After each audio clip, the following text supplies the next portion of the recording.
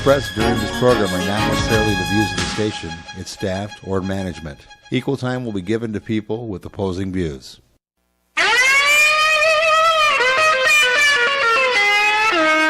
Well, you dadgum government, you sorry so-and-sos. You got your damn hands in every pocket of my clothes. Well, you And good morning, Muskegon, to all of you folks out there in radio, podcast, iHeartRadio, and computer land. This is Ion Muskegon, and I'm Jim Riley here in Muskegon's Clear Channel Studios.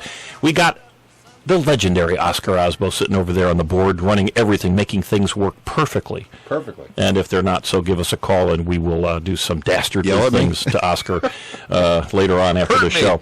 And we got a new face in the co-pilot seat, Attorney David Wells. Good morning, David. Good morning, Jim. Thank you for the opportunity.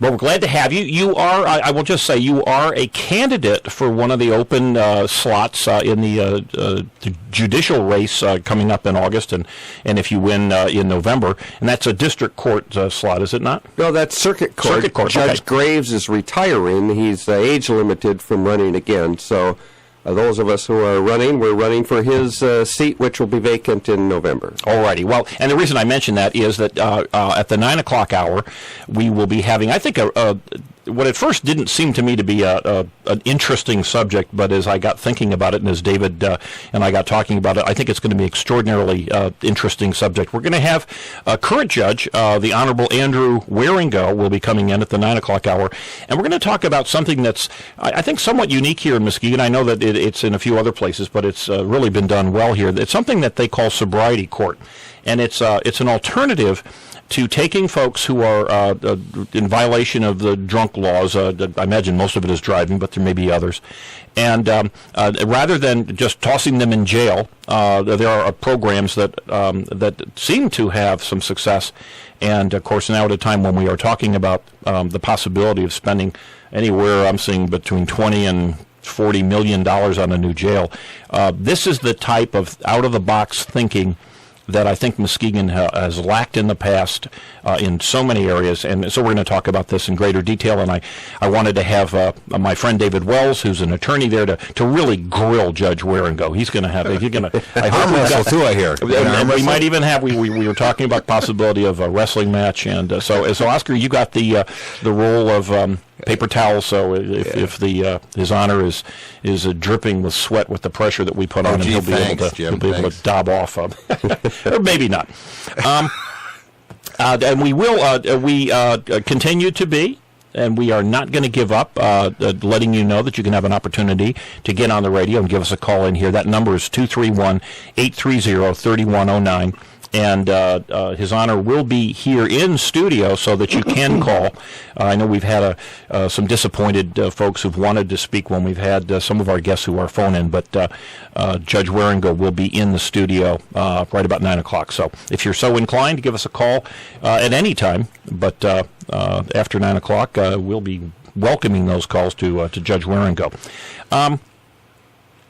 Couple things. Today is Father's Day, and a very special happy Father's Day to. I'm sitting in here with two fathers, and certainly grandfathers, and there's a bunch of you out there that are fathers to be. So, warm thoughts to all of you.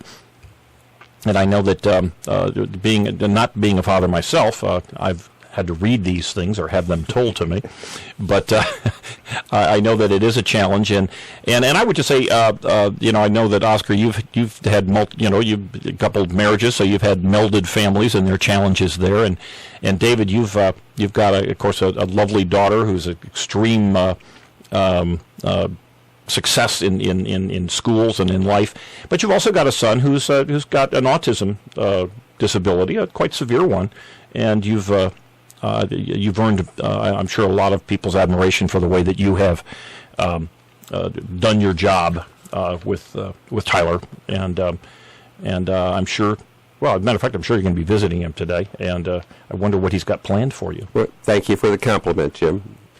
Well, you've earned it, and there's so many parents out there, moms and dads. But today we're going to celebrate fathers. They without them, and as we see, one of the really ultimate cultural problems that we have in our country is the lack of that fatherly support within the family. And let's face it, fathers are different from mothers, and they provide different different addition to the growing up process. So, I was just going to say that to me, one of the best things about Father's Day is not the idea that the supposedly worship the father. It's the father that sees their kids that have accomplished so much in life and done so well, and you know that you were part of that, and that makes you really feel good. Yes, to be a dad. It's a lot of work and responsibility, but the rewards are extremely high. Yeah. You kind of wonder sometimes in those early years, but yeah. I know that's the case, and just a shout out to all fathers on this day. I did a little research. You know me, I love to get on the computer and find out what's behind the day, and I found it kind of interesting. There was a woman named Sonora Dodd, who back in actually in 1910 started pushing for a Father's Day. This is after Mother's Day had been set up, and she surprisingly got some, nobody cared. Certain people said, "Oh, we don't even want this." So she did what Americans tend to do with great success. She said, "I'm going to go see if I can get some support for this honoring of our fathers from various commercial enterprises, trade groups that would benefit most from the Well, got to remember now, this goes back. This is back into the early part of last century.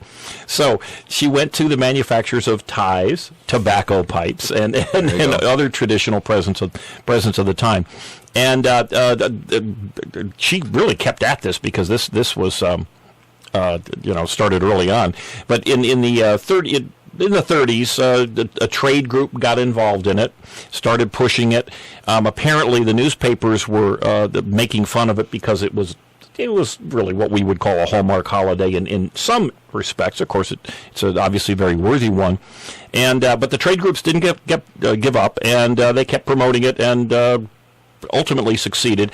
And to me, what's interesting is in 1966 is only when it became an official national holiday.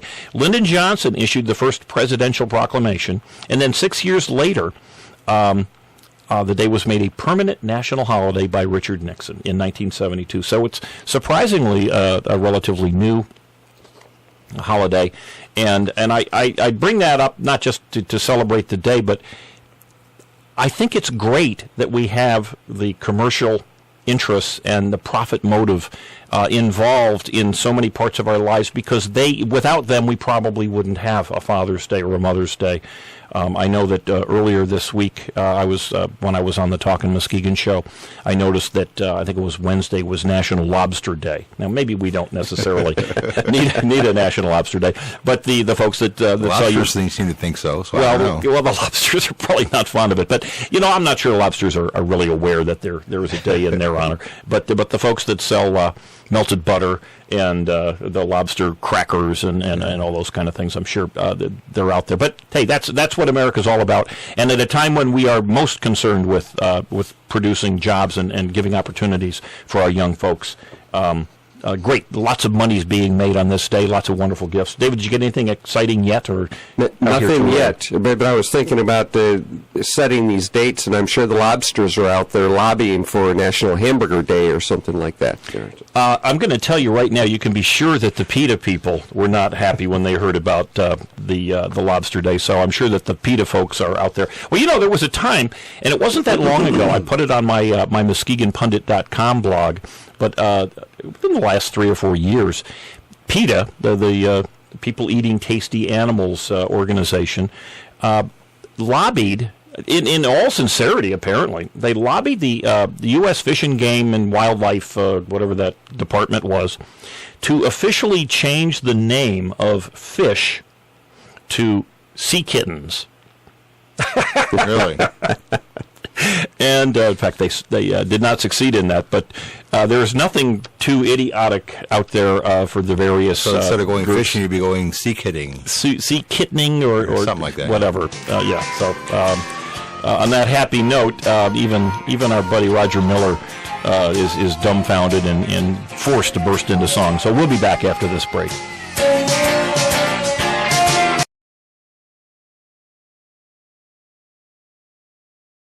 Well, Well, you dadgum government, you sorry so-and-sos. You got your damn hands in every pocket of my clothes. Well, you dadgum. And we are back at I Am Muskegon. This is Jim Riley, your host. Oscar Osbo on the board.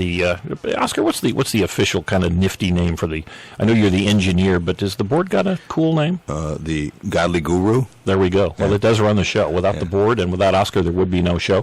And helping us out in the co-host seat here, Attorney David Wells, attorney and candidate David Wells too, candidate for judge coming up in August.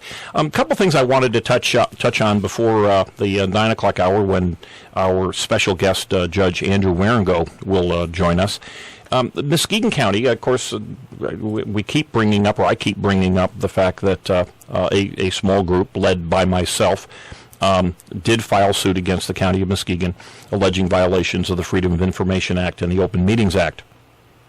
And just to let you know, the county is dragging its feet on this. This has been filed, I believe, almost 2 months ago, if not even maybe more than 2 months ago.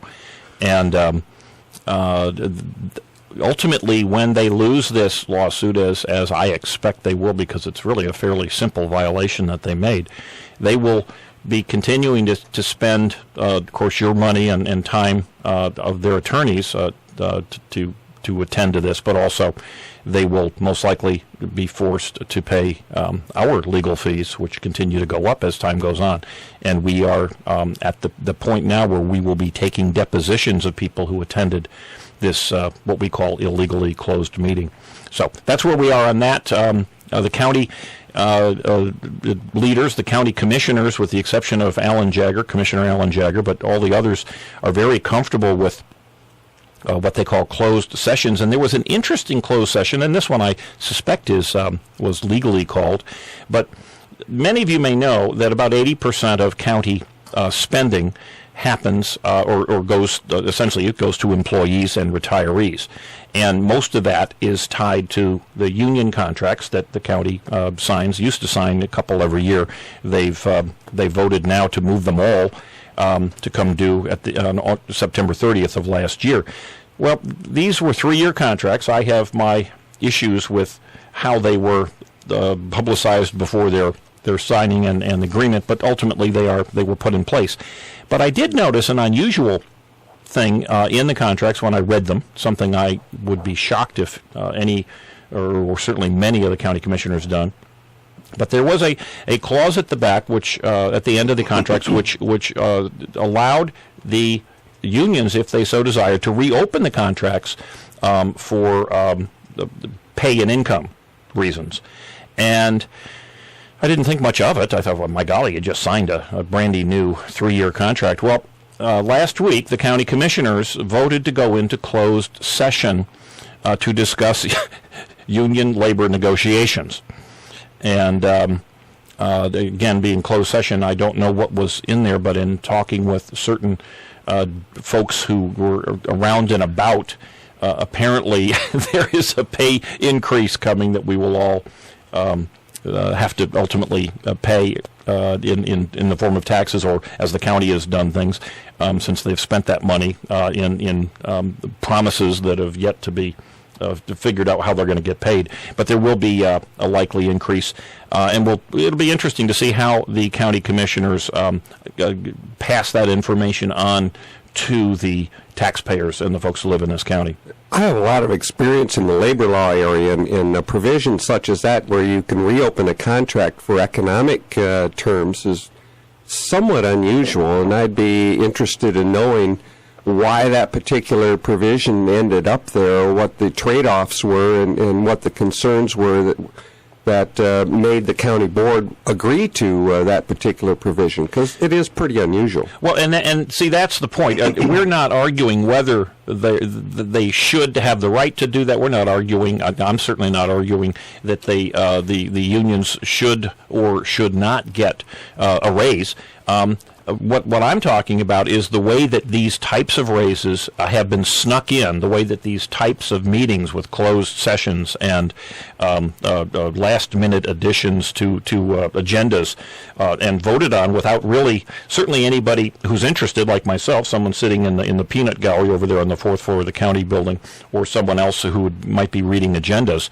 It's very, very hard for us to find out what's going on because, in fact, and I call it a zombie board of commissioners.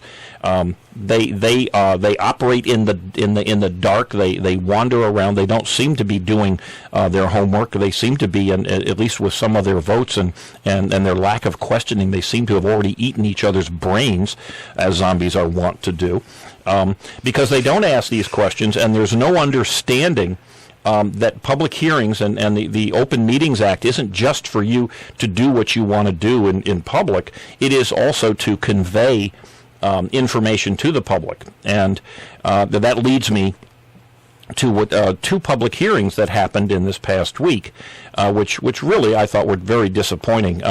There was what they call the Truth in Taxation public hearing, where the county, by law, has to announce in advance there's going to be a Truth in Taxation public hearing.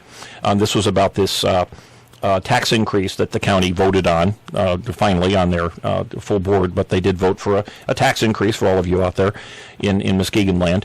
But instead of explaining what the tax increase was all about and the reasons for it or against it, they simply said, we're having a hearing. People who want to comment can comment. Only one person commented because there was so little information out there that people really didn't understand what it was about. There was the expectation on my part, naive as I am, that perhaps there would be an explanation about why the need for this. There might have even been a little bit of a debate among the commissioners about the need to increase this millage rate. And in fact, at the end of the first, there wasn't really even a question. It was a citizen who stood up and said something about the fact that it was going to cost taxpayers more money.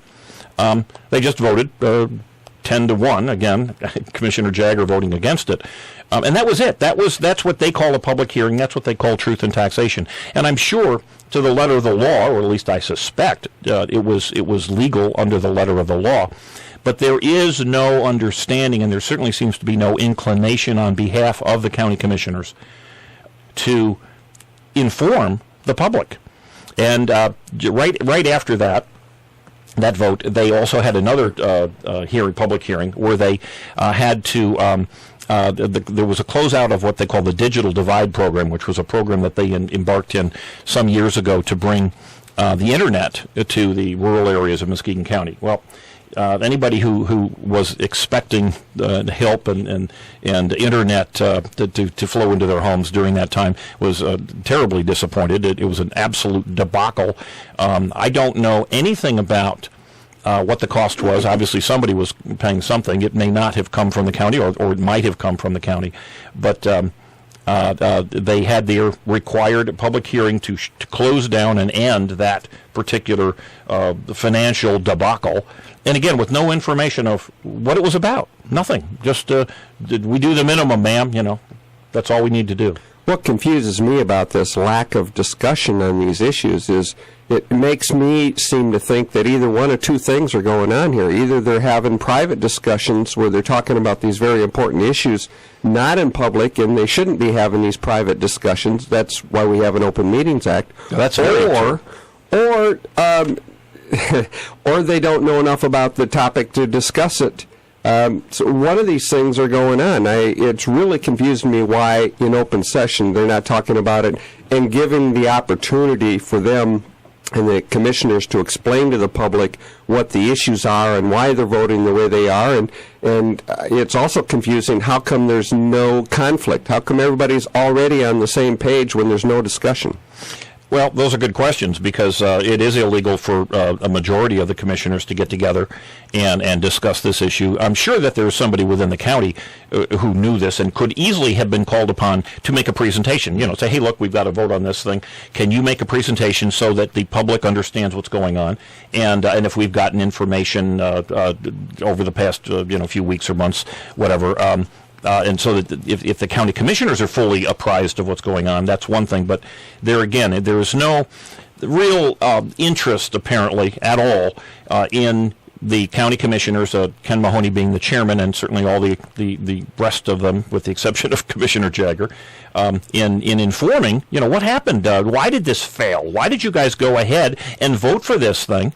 And now the only comment you have, the first off was how wonderful it was. I'm sure there was the commissioner's version of kumbayas and hugging and glad faces at the beginning. Now it's a terrible, miserable waste of taxpayers' money, and it's just never mind, goodbye. Well, the interesting thing of these two things, these two, I believe, quite important public hearings, statewide legally required public hearings, was that those two public hearings took maybe 10% of the time of the two things that immediately followed, which one was a tribute in recognition of Muskegon High School Theater Department, and the other one was a tribute in recognition of Waypoint Academy, which are very nice. They both had done things that were of value. But in fact, they had two commissioners that made speeches in recognition. They brought all these youngsters up. They took photos, and they clapped, and they did all sorts of wonderful things. That's, to me, emblematic of what our county commission is all about. It is all about fluff. It is not about informing the taxpayer. It is about making decisions.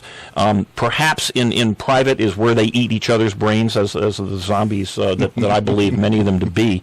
And I think it's unfortunate because right at a time when, and we've got Judge Waringo coming in after the 9 o'clock hour, we've got a time where the county commissioners have to convince somebody that the money's going to be available to build this new jail, which they appear to be intent on building. Mm-hmm. There's going to be another vote on Tuesday. The Ways and Means Committee, I believe it is, will be voting to spend something like $70,000 to get the architects and everybody else going. So this is already a done deal, at least in their minds. But don't they? It would seem to me that they would need and they would welcome the support of the citizenry and certainly the businesses that pay a significant amount of the property taxes within the county. And yet they seem to be taking a position that the less they know, the easier it's going to be for us to get through. And I don't know how they're going to get the money. Mm-hmm. They certainly have made no mention. There's been absolutely not one single comment anywhere about how they're going to pay for a new jail. Well, that casino won't make any money, but that jail sure will, Well, I'm not so sure it's going to make any money. I know that, actually, there is a law. I don't know, but, the funny thing is, the commissioners did ask, somebody did ask, are we going to be able to make money from the jail? I mean, a commissioner asked that. Yeah. Well, that's to me, that's a question that, will it bring jobs, will it bring money? I guess that's, Well, we don't know. It depends on the size. Criminals, that. Well, again, the county is required, and certainly you need a jail. I'm not suggesting that. But what I am saying is that when we have discussions where the county has an opportunity to communicate with the media and with the public, they really just flat out choose not to. Well, we're coming up to a break here. When we come back, we'll talk about a program that I believe, at least initially, seems to be working well with Judge Andrew Waringo, David Wells. Jim Riley will be back, as will Oscar.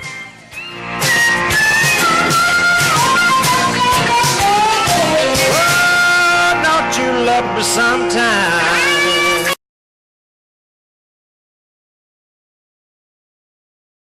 News Talk 1090, WKBZ.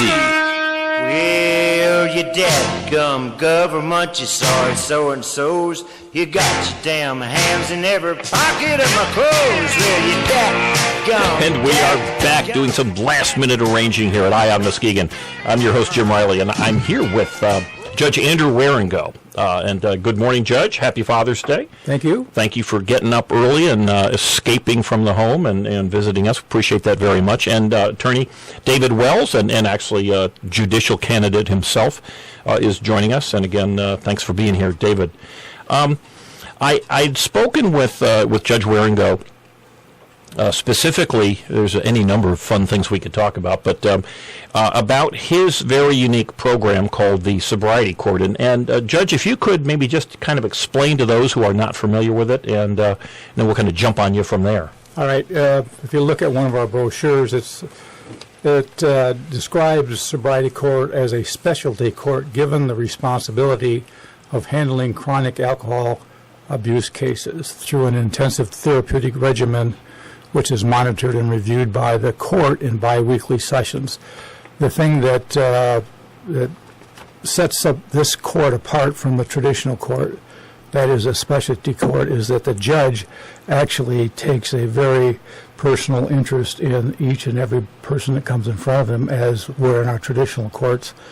The judge is very objective and basically makes findings of facts, as guilt and innocence, and then sentences them. But in this specialty court, after the sentence, he then takes a personal interest in this person every 2 weeks throughout the 18 months that they're in the program. All right. Well, let me ask you this: can you give me would a typical person in sobriety court be someone who'd been pulled over perhaps multiple times, or at least for drunken driving? Would that be an example of one? The parameters are, we have two specialty courts. One is a misdemeanor sobriety court, and one's a felony sobriety court. The misdemeanor sobriety court, you've got to have at least 2 drunk drivings, or a drunk driving and a bunch of minor impossessions that indicate that you do have a severe alcohol dependency. In the felony sobriety court, you have to have 3 convictions or more for drunk driving, which then really indicates a severe dependence on alcohol. Okay, so these are folks that have been arrested in conjunction with alcohol problems. Why don't they just go in front of a regular judge? How do they get moved from the Judge Judy over to what you call sobriety court? Well, we've set up a process that everybody that's been charged in felony cases comes before me, no matter what. They bypass the other judges, and then we have a screening situation where we screen these people for their dependency. And all the judges are on board now that if, in fact, they do have a dependency, and if they are willing to go into sobriety court and go through the 18 months, then they will come into my court, and I will then monitor their progress over the 18 months. And within what you call the sobriety court sobriety court program, is that correct? That's correct. Now, does that mean that you, in fact, are doing the job of 2 judges? I mean, you are a judge in the district court. The district court. Right. So you are, in fact, doing your regular duties as a judge. Got the robe on, and people come in, and you've got the gavel, and away they go. But now you've got this additional job. Does this take away significant time from your other duties, or how does that work? Well, it is. It's a very intensive program. A lot of behind what you're doing normally, work, a lot of research going on, a lot of reviewing of their progress. I am a district court judge that I handle a misdemeanor sobriety court as well as Judge Close does, and then by designation I've become a circuit judge, which allows me to handle the felony court to the drunk driving court, the felony sobriety court. Okay, so but do you in fact do the regular, the non-sobriety court duties? I do all that stuff in addition to this. Yeah. Okay, great. And you are the judge who started this entire concept here in Muskegon County. Is that correct? That's right. When did this begin? Well, really, it began in 2001, where I realized there was a need. People were looking for answers. They realized they had a problem, but they didn't get the kind of direction and support. So I took it upon myself, without anybody else, to just gather this group in on Mondays at noon and counsel them and try to give them some hope, some encouragement. And I did that for about 18 months, and I became so exhausted I didn't have any other help. So I had to disband it because I just didn't have enough reserve to do it. And I would imagine emotionally it's quite taxing. Oh, it's tough. And then in 2005, we got support from the federal government. And we went to some training there, and I got reinvigorated again, and then we took it on in a bigger way. Okay, now, a lot of folks say there was just a horrific accident yesterday, apparently, where a father was killed, and at least the M Live headline said it was a drunk driver. Is that someone who might show up? Someone like this would be a felony drunk driving. Is that someone who might show up in your court? Yes, they will show up in our court. All felonies start in the district court to begin with, and so we have to screen those as to where they go and when they go. And I've got to make a judgment call in regards to whether these people are appropriate for coming to the sobriety court. I've had situations where people have been in accidents, and I had one person that killed somebody back in 2000, and then in 2010 I had another drunk driving, and he wanted to come into sobriety court. And I said, if you didn't learn your lesson the first time when you killed somebody, I'm not going to spend my time and give you a slot where you haven't had the sense to come around to begin with. Okay, so you've got the call, and of course you've got the experience. You've seen them. Well, you've seen literally all of them, or at least most of them, anyway. Why is this a good idea? Because a lot of folks might say, someone has violated the law. It's one thing to get pulled over once, okay, but they got multiple pullovers. There's obviously the social stigma now attached to drunk driving. Why is your program, which is keeping these folks out of what they really ought to get, which is jail time, and big time penalties? Why is your program better than what the alternative would be? Well, hopefully and expectantly, they won't come back again. That with the tools that we give them over a period of time, they will adjust their activities, redirect their resources, and not come back. But isn't jail a pretty good incentive? Absolutely not. Why do you say that? Because it's just our statistics show that people come back again and again for the same infraction. As we've got some people that have had 8 or 9 drunk driving cases who have been through the system, who've been through any modality of probation, and they have not learned. And we have people that have been through Hazleton and Brighton and are now before our court and have successfully completed our courts. And our expectation and our experience is that these people have bought into the program. They have reevaluated their own lives and found that sobriety is really where they're going. And through this intensive, 18 months, it gives them a chance to slow the train down, to figure out where they're going, who they are, and with our encouragement and sanctions, they do readjust their priorities and become sober. Now, you mentioned Hazleton and Brighton, and that's, for those of you who may not be familiar with them, that is sort of a Betty Ford kind of situation where it's typically quite expensive private hospitals where you would go to address a substance abuse problem. Hazleton's $28,000 for 30 days. Okay, so it's not inexpensive. Now, are you suggesting that people had gone through that and then into your court because they had problems? Yes. Yes.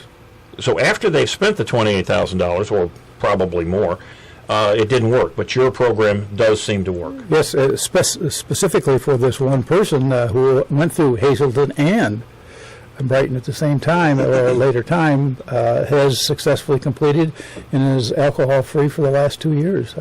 Have you considered getting Lindsay Lohan flown in? Perhaps she could write a check when she visits. The real thing we look to is the real desire for people to change. If they just are going through the program so they can avoid a substantial jail sentence or some other sanction, we don't want them. We want them to want to change, and if they don't have that feeling, we will reject them right away. Well, that takes a unique talent, that most people obviously don't possess. You're a judge. You deal with people all the time. You have to make those calls, and of course, you've got the experience. What happens when at some point you're going to retire? Other judges are learning, this type of analysis, if you will. Well, we have Judge Close, who has a misdemeanor sobriety court. I don't have anybody that's going to step in my shoes as a felony sobriety court judge. We have 2 other specialty courts, at least one other specialty court. Judge Lattice Hoops has a mental health court in district court. And now Judge Nolan will be hopefully being able to establish a veterans court also. I just saw that. Why would veterans be, separated? What's the logic there? Well, the logic is that veterans have been poorly supported after they've come back. And the federal government is pushing for these veterans courts to specifically help them in their adjustment from combat to back to our society, and feel that there's an obligation there. And veterans and Judge Nolan is a veteran, knows a lot of the pains that the veterans have gone through and can empathize with them. And I think that a veteran is more willing to be counseled by somebody who's been walking in their shoes than somebody that's not. Okay, and that's starting. That's Well, not up and running yet, is it? we're trying to get some fund right now to start Okay. it. We don't have it. Okay. I was just curious, real quick, if I could ask a question Sure. as far as their license. Does their license get suspended, or does it get taken away, or do they? Well, yes. Typically, until 2 years ago, if you got a drunk driving second, your license was revoked. Okay. And if it's a third offense, your chance of getting your license back in 10 years is Okay. you're hopeless. Well, but they still go and drive without the license. Yeah, they do. Yeah. But recently, the law has changed that now people that go into sobriety court, whether it's a felony or misdemeanor sobriety court, have the opportunity to get their license within 45 days to go to sobriety court and those. And also to and from their job, which is really a carrot for a lot of people to go into sobriety court. However, if a person wants to go into sobriety court just to keep their license, that's not going to wash with me. All right. Well, this sounds like a nice program, and certainly it's a wonderful opportunity for those who want to take advantage of it. Whether they succeed or not, at least in the short run, it gets them out of jail and allows them to drive. How's it working? What kind of statistics have you got to show that it's worth the effort? Well, in 2009, we got a $500,000 grant from the Justice Department, Federal Justice Department. And after utilizing those monies for the last 2 years, Western Michigan University was required to do an evaluation. They also got $50,000 to do the evaluation. And they came in and looked at all our paperwork, interviewed everybody, and came away with the conclusion that we got an excellent rating in regards to the cost benefit. And so... what does that mean, though? That's I'm a numbers guy. Okay. If you were to take a person in sobriety court with the same crime and a person outside sobriety court with the same crime, you get more bang for your buck if you're in sobriety court. Bang for your buck as opposed to the amounts of money spent in jail or prison or that type of thing? Yes. And the fact that they will not be coming back, reoffend, reduces the cost to the county and to society in the whole. To society, you bet. Well, not to mention the fact, obviously, the social side of it, where it's not just the drunk driver. In the case of this terrible tragedy yesterday, where someone is killed, it's the families of the victims. Of course, it's the victim, but it's the families, and it's the family of the drunk driver, and it's not just the immediate family, but it's all the folks. It could very well be his or her fellow workers and any number of awful things, and that type of issue is you can't put a dollar amount on it, but in reality it's a very, very valuable benefit. If the conclusion came back that we're not getting a bang for a buck, I would abandon sobriety court. I think that our funds are so limited that we've got to use them wisely, and if we're not, just to have programs to make you feel good is not worthwhile. Judge, you mentioned how you got burned out early because you didn't have the necessary funds. Could you explain a little bit on what additional types of expenses and additional types of professionals that you spend the money on that you wouldn't ordinarily have in the judicial system? All right. Thank you, Dave. We've got a sobriety court probation officer. We have 2 case managers that manage these people on a daily and weekly and monthly basis. We have 2 surveillance officers that go about knock on doors at all hours in the morning to check up on these people. To see Are what- they tested, drug tested, or I don't know how you would test for alcohol, but Yes. are they regularly Oh, tested? yes. And so what's good about these surveillance officers, they'll come at a time where we don't see them or could not see them at night at their job or, wherever they may be, knock on the door and require them to be tested. And if their test dirty, then they are reported to us, and then we react on it. I have, of course, been going to almost every county commission meeting for the last 3 years, and I've seen a few of the meetings where you have brought in some of your staff and some of the folks. I guess I don't know if this is the correct term, but the folks who have graduated from the program, and there was a little ceremony, and it my understanding outside of the county commission room, these are quite emotional.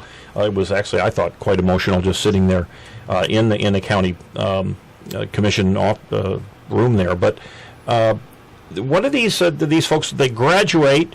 They've gone through. What did you say? How many months is this? It's 18 months in the 18 program, and then they have anywhere from another 6 months to a year probation afterwards. We can require them to do other things too. Okay.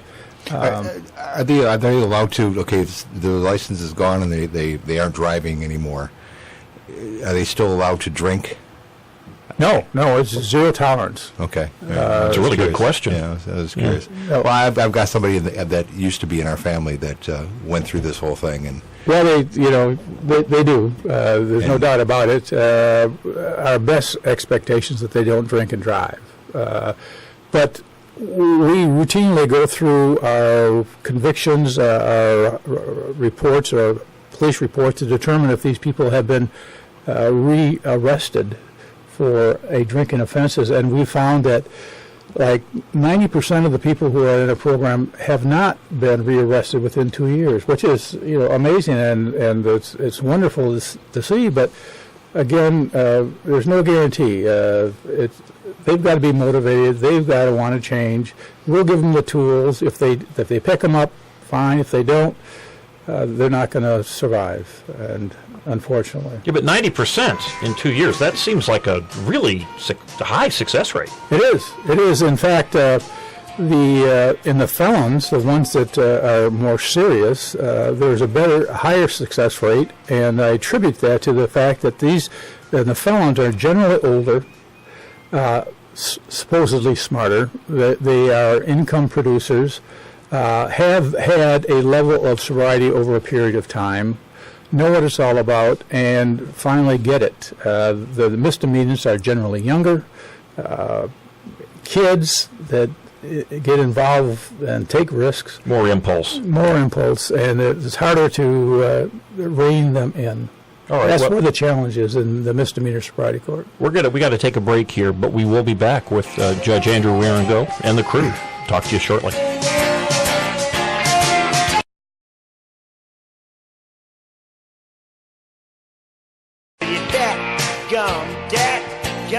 that gum government.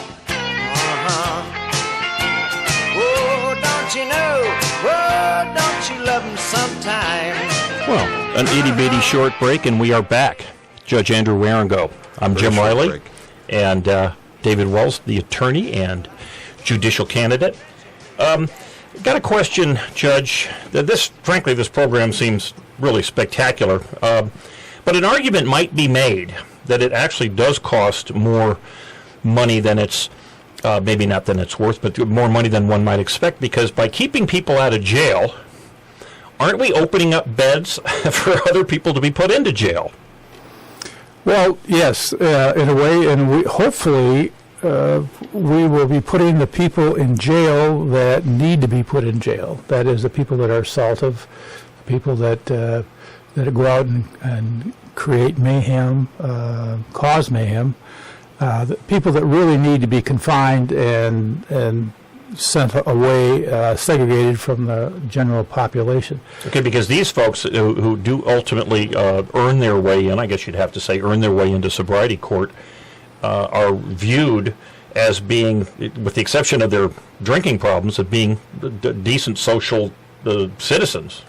Right. I mean, it's the American Medical Society has declared alcoholism as a disease, and as a disease, as in cancer, you wouldn't tell somebody that had cancer to snap out of it, would you? It'd be nice if you could. Well, it'd be nice if you could, but the same thing with alcoholism. You could. Some people can say, "Well, just quit." Well, you can't just say that. no. Didn't just say no? Yeah. And that's just not the way it works. And in any event, I just wanted to indicate to you that people are in the felony sobriety court have a mandatory 30 days right up front. As soon as they plead guilty, boom, they go into jail for 30 days. Oh, so they get the experience of what awaits them if, in fact, they falter. Absolutely. And they do it quickly rather than at the end when they're sentenced. So hopefully within the first month of their arrest, they feel the impact, the sanction right away, and that's what we're looking for.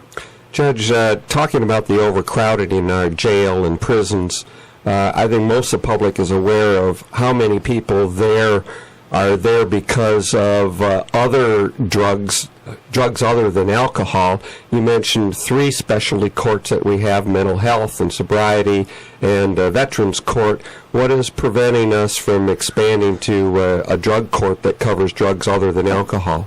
A willing circuit judge that wants to take it on. So we could have an additional court. Now, if a judge took that on, obviously you mentioned, which I think is kind of interesting, was quite interesting to me, the emotional toll that it does take when you're intervening. Well, you're essentially putting their lives into your lives at some level.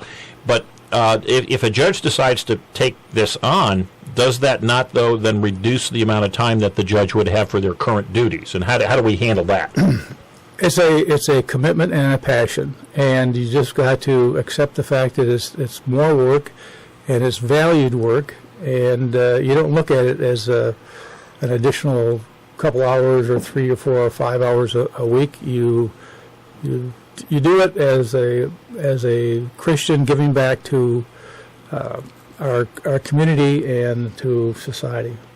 So this is an opportunity, just waiting a judge to step up. Yes, but again, we've got the funding issue, and that always precedes the actual program itself.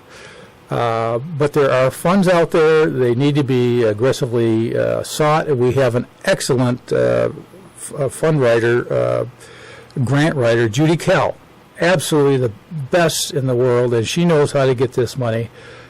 She's a wonderful person to work with, and she is responsible for many of the successes we have and the funds we have.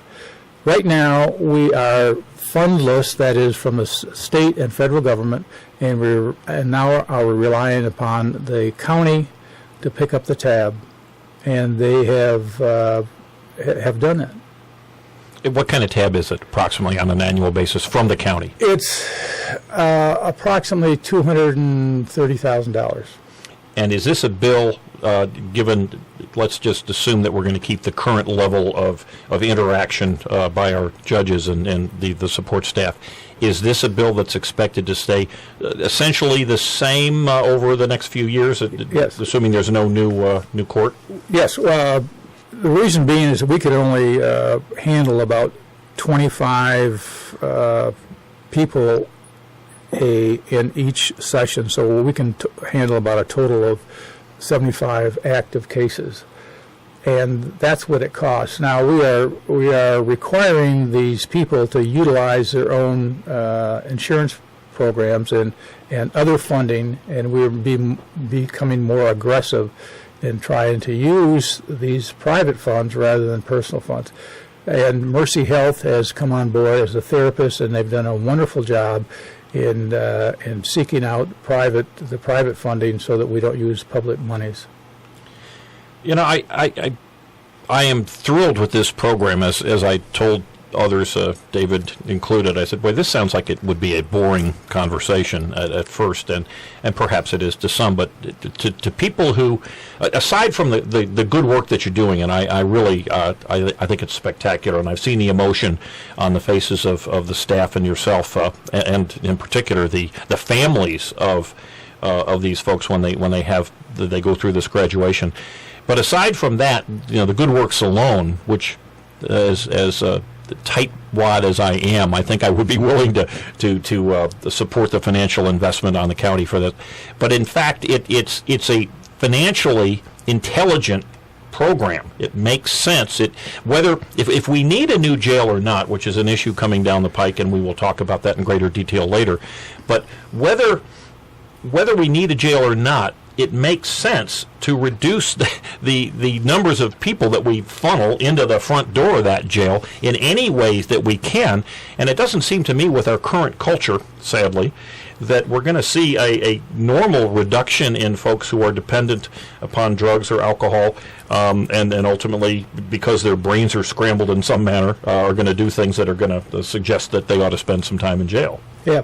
Well, another point I want to make is that there are 176 sobriety courts in the United States, or about 3.5 sobriety courts per state. Michigan, however, has 26 of the sobriety courts, which indicates, I think, our governor's attitude and passion and recognition that sobriety courts, 26 sobriety courts, 6 times the national average, are a successful way to reduce the cost to society. Are these, David's got a question, but quick one. Are these up because in Snyder's administration they were expanded, or is this a carryover from This is a carryover, but an expansion. So Governor Granholm was supportive of this also? Absolutely. Okay, great. Judge, one of the more important political races going on in Muskegon County is the race for a new prosecutor. And I'm just wondering if you could explain to all of us what role the prosecutor's office plays in these various specialty courts.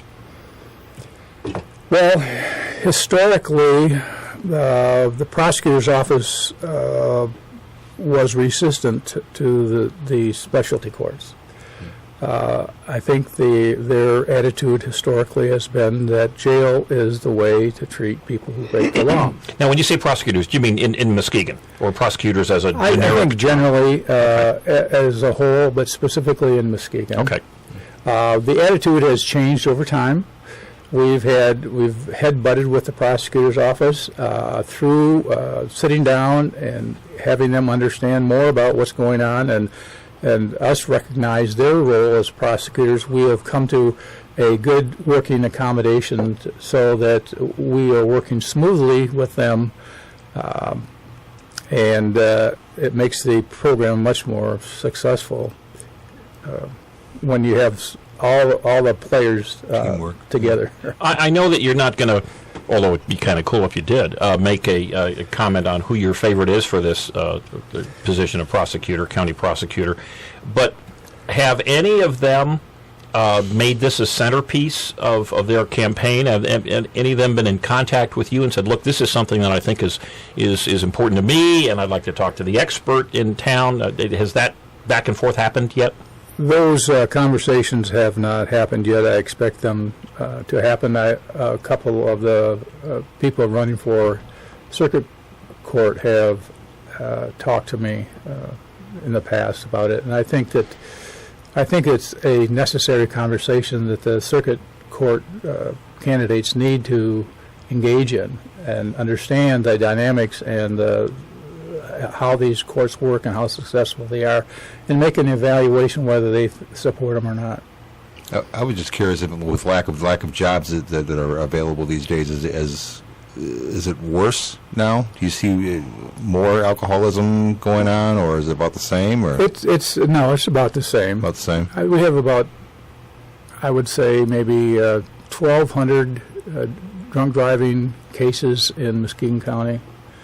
And that would include the drunk driving second cases, and then we have, I think, about 230 drunk driving third offenses. Now, I think you already addressed this, but I've forgotten already. A third offense, assuming they have not been through the sobriety court, that would be almost your perfect candidate for this. Is that correct? That's right. The third offense is that it makes it a felony. It used to be that to be a felony, you had to get 3 drunk driving cases within 10 years. That made it a felony.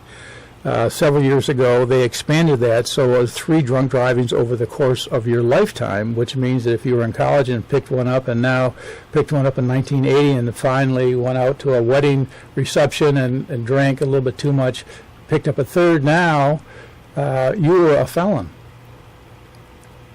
Well, that is, I'm sure, incentive enough for many people. But as you said, what, a couple hundred a Yes, year? yes, Third convictions or third offenses. Well, those repeat offenders, they show that it's not just a matter of going out and driving drunk. It's become a way of life for them, and that's why this is so important, because you're trying to change their lifestyle, not just specific incidents. Well, that's what really kind of shocked me, freaked me out, if you will, that you would go after a group that I would think would absolutely give you terrible results, and in fact come up with the kind of results that you have.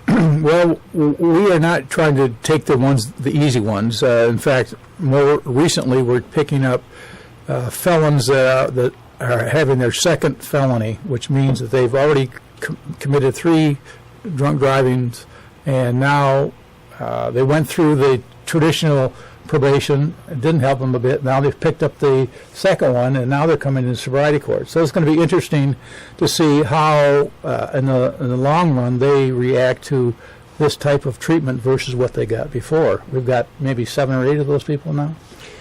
You know, I've got a mind that is maybe a little paranoid about motives of folks, but there has been talk about building a new jail in Muskegon County and perhaps doubling the number of beds that are currently available. And I know there are, as the current Sheriff Rossler has publicly stated, that the people in jail are a bunch of bad hombres, and I don't deny that or disagree with that. But would there not be a little bit of pushback from the prosecutors and the police groups if we've got 400 empty beds? Would there be the inclination to not support alternatives to jail vacations, if you will? I don't understand the question. I'm sorry. Well, you got 400 empty beds, and you got this rogue judge out here who's diverting people who ought to be in jail. And I use that term loosely, of course. But you are saving folks from going to jail. We got all these empty beds we got to fill. I mean, it's like a Holiday Inn. Well, that's a good point, and I don't. That's not my focus or my concern. My concern is to deal with the people that I'm dealing with and let the prosecutor deal with how he wants to react to 400 beds. That's a wonderful evasion of my question, but at least I got the question out. That's why I went to law school. There we go. Well, it's, there again. This issue of the jail, the new jail, or whatever form it's going to ultimately show up as, is a very big interest to me, and your endeavors have been specific to a small portion of it. But I really would like to see more out-of-the-box thinking, more, okay, traditionally you've got the jail that is theoretically filled. The only answer is we're going to go build a new jail. Well, his answer, too, was that the jails do not work for alcoholics as far as the drunk drivers. It doesn't work for them. And in many cases, I'm sure it doesn't work at all for a lot of criminals. With the drug situation, right. Also. And so that knee-jerk, which is a freight train going downhill, apparently here in Muskegon County, that knee-jerk that the only answer to the full jails is a new jail, and the employees and the costs and everything else, and certainly the social costs involved. I would really like to see, and I know judges are not supposed to be political, but I would like to see more people stand up and get the word out, and we're doing our best here to let people know about this. But before you make this, and I call it a knee-jerk decision because it appeared to have been made many years ago, before we commit ourselves to a plan that may very well just not work whatsoever when there are other alternatives out here. Where, as you said, there's a possibility of a drug court, and for lack of not significant amount of money and a judge willing to take it on, we might already have here in place right now. Well, the other aspect that we haven't touched upon is that there are a great percentage of people that are in jail now before they're convicted. They're sitting there waiting their trial. They're waiting their day in court, and they have not been convicted. Well, that seems to make sense to me. It doesn't make sense to me. Okay. Why? Well, because there are other ways to ensure that these people don't reoffend and they are segregated from our society rather than put them behind bars.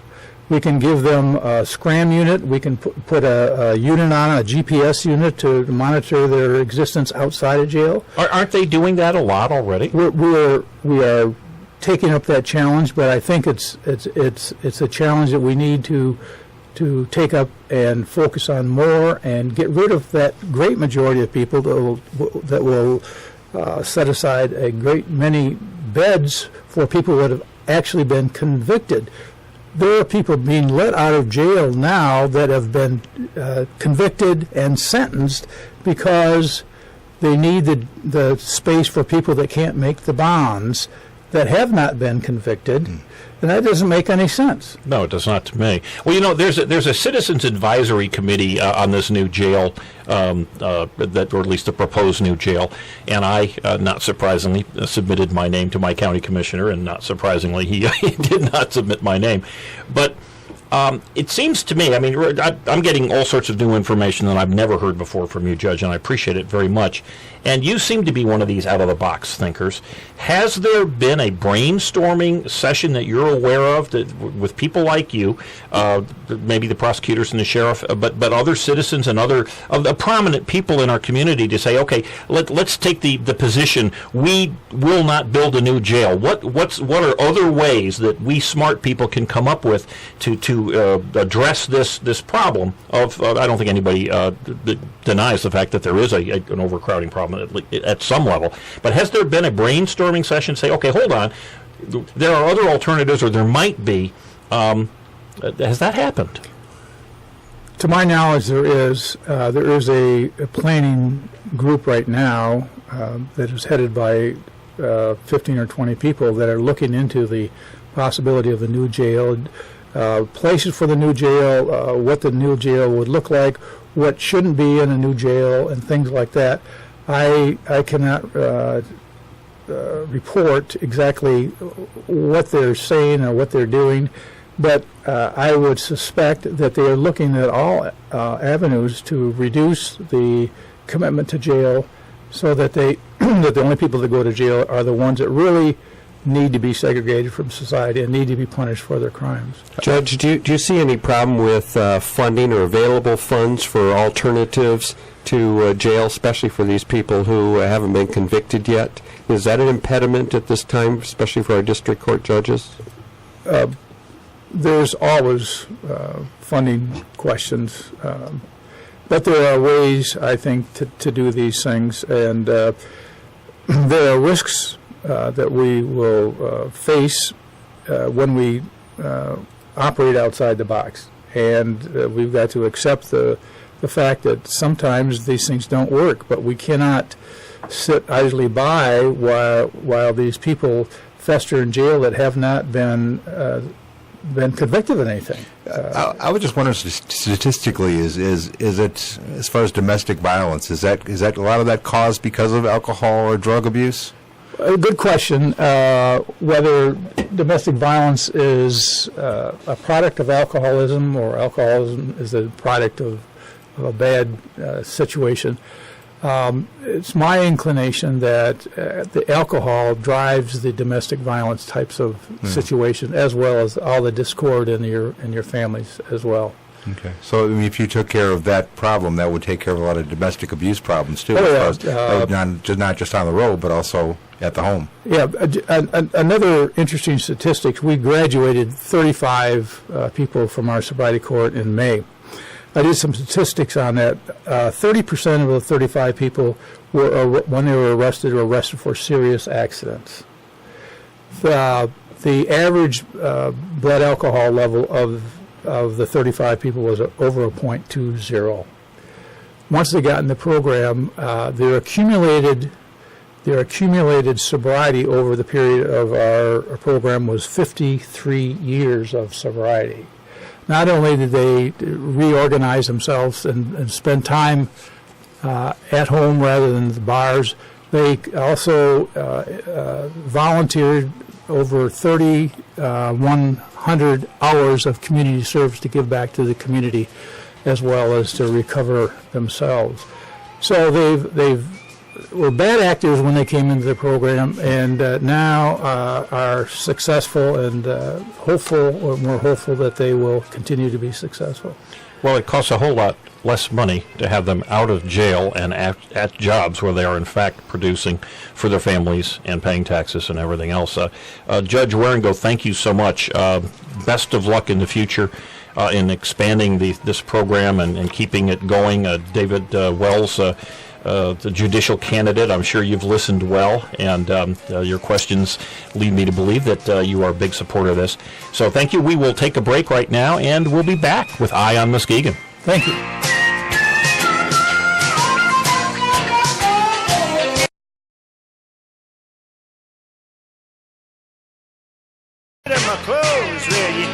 And we're back. I thought that was an excellent and to me a very enlightening 45-minute or half hour with Judge Waringo. He demonstrated how far we've come, but yet how many opportunities are still out there, especially with the drug court and expansion of the mental health and the veterans courts. We can accomplish so much more, and I think that's directly related to all these financial issues regarding the jail. Well, I sure would like to see some leadership from the county commission, who has certainly shown leadership in the sense that they've essentially said we need a new jail. I would like to see some acknowledgement and some explanation of what they have done in terms of looking for funding. And I know that there's a person whose job is to get funding, but the county commissioners routinely spend tens of thousands, hundreds of thousands of dollars on what I would call questionable items, like free iPads for themselves and other interestingly obtuse spendings that they do. And here we have a situation that addresses a human need. It most specifically addresses a financial need in terms of the need for the new jail. And here we had just sitting here a little bit ago, one of the guys who was the pioneer in Muskegon County, one of the pioneers in the state of Michigan, who could really be hands-on if they wanted to avail themselves and of it. He's been judged for how long? Well, that's a good question. He was just many years. And yeah. One of the things that he said that will stick with me is that jails don't work. There you go. Well, that's right, and they other do alternatives have to work. Well, they do work to a certain extent. I mean, they keep people if you're a drunk driver, they keep you off the road. Yeah. But the negative repercussions, that jail ought to be taking option. I didn't realize until he had suggested that obviously it was a big enough issue that we have all these people taking jail spots, not being able to go home to their families, not being able to work, who are waiting just to be arraigned or maybe they've been arraigned, that might be the wrong term, but waiting to get in front of a judge. And again, I guess I won't question the motives because I don't know enough about it, but I sure would like to see more thought, like we just heard from Judge Waringo, in terms of alternatives that make sense for human beings and their families and society as a whole, and also make sense for the tightwads like myself who are looking for accountability and want to spend our ever shrinking dollars in the most efficient way.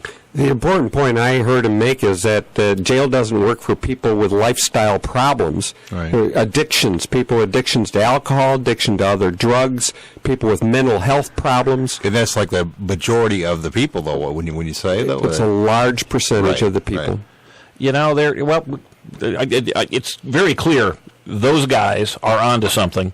And Judge Waringo off air, we were talking about the cost of it and the efficiency of it and the effectiveness. And I did mention, we want to make sure that it continues to be efficient and effective. And he said that is an issue that any bureaucracy faces, is that once it's in place, it likes to get bigger and it likes to have nicer offices. And maybe, why should we have a meeting in this crummy old county building when we could have a lovely meeting in Hawaii? And, the bureaucracies do tend to explode. So it does take folks like the three of us to constantly remind them that they are working for the benefit of all the citizens, and I don't think that message necessarily at all, as a matter of fact, needs to go out to Judge Waringo. Okay, well, enough of that. A few other things I wanted to talk about before we got a little not a lot of time. Not much time, yeah. Coming on Monday, I believe it's Monday. Our governor will be coming into town to Reike's Bakery, and my understanding is, at least from the MLive article, from 10 o'clock to about noon, Reike's Bakery, you can find the information if you just Google it. But I find it interesting that one of the first the places he's going to go after his bombshell, which was dropped on Friday, about the bridge, which I find fascinating because I've spoken with state reps and I've done some reading over the weekend, and there doesn't seem to be any understanding of where the money's going to come from, even though the governor said that Canada's going to build the bridge, which I don't deny. I can't dispute that. But the huge cost, and this is what has brought a lot of the opposition to the bridge, which is the enormous cost of connecting the bridge to the highways and going through neighborhoods and, repaying people for eminent domain, which is, taking their homes away from them. And that isn't really the ultimate issue. It is what's called community benefits, which is a new, relatively new, at least to me, form of extortion to the taxpayer of the community leaders, if you will, community organizers, to say, hey, it's you can pay me for my house what it's worth, but that's not enough. We're going to have additional trucks and cars, so we want money to go for green energy.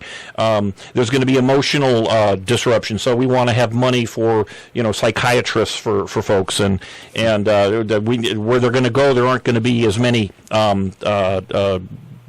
parks as there used to be, so we have to build this. In other words, what ought to be a fairly simple, straightforward, and relatively financially efficient decision, the way it had been presented to the Republicans primarily, was, wait a minute, this is essentially an open check that we're going to vote for, and that's why that is their prime reason, at least has been voiced to me, why the people who've been against the bridge have been against it. Now, we'll see. The governor hasn't been very clear as to where this money's going to come from. I read that it's all coming from Canada. In fact, the House has passed a resolution prohibiting any funds, Michigan funds, to be spent on it.